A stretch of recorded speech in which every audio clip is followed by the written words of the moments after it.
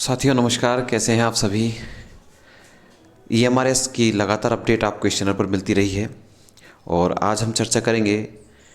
एक आपने कल ही इसके बारे में एक एडिशनल लिस्ट जारी हुई थी जेएसए के विद्यार्थियों के लिए। तो इससे ये कयास लगाए जा रहे हैं कि जो जिस तरह से डॉक्यूमेंट्स वेरिफिकेशन का प्रोग्राम चल रहा है, उस डॉक्यूमेंट्स वेरिफिकेशन के बाद में जो सीटें खाली रह रही हैं उसमें भी इसी तरह की आपको व्यवस्था देखी जा सकती है कि आपके पास जो सेकंड जो आपकी लिस्ट है, जो विद्यार्थी कुछ अंकों से रह रहे हैं, ऐसे विद्यार्थियों के लिए मौका, एक आशा की किरण जागी है। जिस तरह से जेएसए के विद्यार्थियों के लिए जो एडिशनल लिस्ट है वो जारी की गई है 90 विद्यार्थियों की, और उनके रोल नंबर भी साइट पर डाल दिए गए हैं। तो और जो पोस्ट हैं उन पर अगर किसी विद्यार्थी के कुछ नंबर कम है तो ऐसे विद्यार्थियों जब जो पूरा डॉक्यूमेंट्स वेरिफिकेशन कंप्लीट हो जाएगा उसके बाद अगर कोई रिक्त पद रहते हैं तो उसके लिए वेटिंग लिस्ट की एक आशा की किरण आपके लिए जगी है। दोस्तों मैं आपको बता दूं कि जेएसए के लिए 2678 साथियों कितने 2678 के लिए एक लिस्ट जारी की गई थी, इसकी लिस्ट जारी की गई थी। और ये जो लिस्ट है 24 जनवरी को जारी की गई थी। कब की गई थी मित्रों? 24 जनवरी को ये रिजल्ट घोषित किया गया था।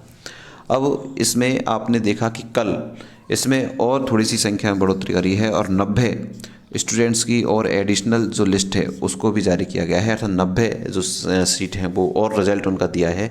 तो इससे यह आपके लिए आशा की किरण है कि जो और जो पोस्ट है उन पर भी रिक्तियों के बाद में, अर्थात रिक्तियों से मतलब डॉक्यूमेंट्स वेरिफिकेशन के बाद में आपकी जो सीटें हैं वो रिक्त रहनी है। 100% आपकी सीटें रहनी है, क्योंकि ऐसा नहीं है कि 100 में से 100 सीटें आपके बिल्कुल सही हो जाएं। कहीं ना कहीं डॉक्यूमेंट्स वेरिफिकेशन में कई विद्यार्थियों की खामियां हैं।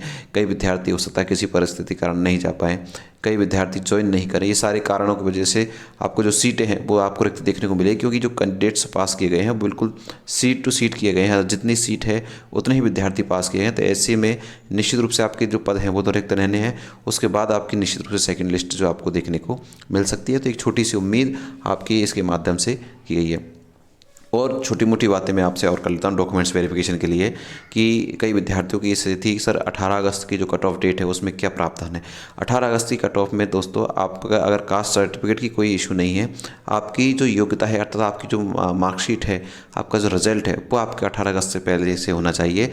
अगर आपके पास ओबीसी का सर्टिफिकेट अगर उससे पहले का नहीं है तो उसको आप अपडेट करा लें, आगे बनवा लें, न्यू बनवा लें, न्यू अपडेट चाहिएगा। ऐसा नहीं है कि हम 18 अगस्त से पहले ही हमारे वो होना चाहिए। ऐसा डॉक्यूमेंट्स वेरिफिकेशन चल रहे हैं तो उसमें किसी प्रकार को उनको रोका नहीं गया है। उनको आगे जो नई जो उन्होंने जाति प्रमाण पत्र बनवाया है, कास्ट सर्टिफिकेट बनवाया है, उसके आधार पर उनको क्लियर किया गया है। लेकिन 18 अगस्त से पहले अगर आपकी जो क्वालिफिकेशन वाला जो रिजल्ट है वो नहीं आया है तो फिर आपके लिए समस्या है। और छोटे नाम वगैरह अपने पिताजी के नाम, माताजी के नाम के से संबंधित कोई सिलेक्शन उससे नहीं रुकेगा। आपको केवल और केवल एक एफिडेविट लेकर जाना है और वहाँ आपसे अंडरटेकिंग लेंगे और आपको 10-15 दिन का समय देंगे। उसमें आप उसको संशोधन करके आसानी से उस कार्य को कर सकते हैं। साथ में और भी जो आपकी क्वेरीज है, आप जो इस टेलीग्राम को पीके एडवांस आई को टेलीग्राम ग्रुप को आपने ज्वाइन कर लिया होगा, नहीं किया है तो आप कर लीजिए। साथ में चैनल को सब्सक्राइब भी जरूर कर लीजिएगा ताकि आपकी जो और क्वेरीज है उसको हम देख सकें और उसके आधार पर कोई एक नया छोटा सा वीडियो आपके लिए इन्फॉर्मेटिव दे सके। आप सभी के लिए बहुत बहुत शुभकामनाएं। Thank you.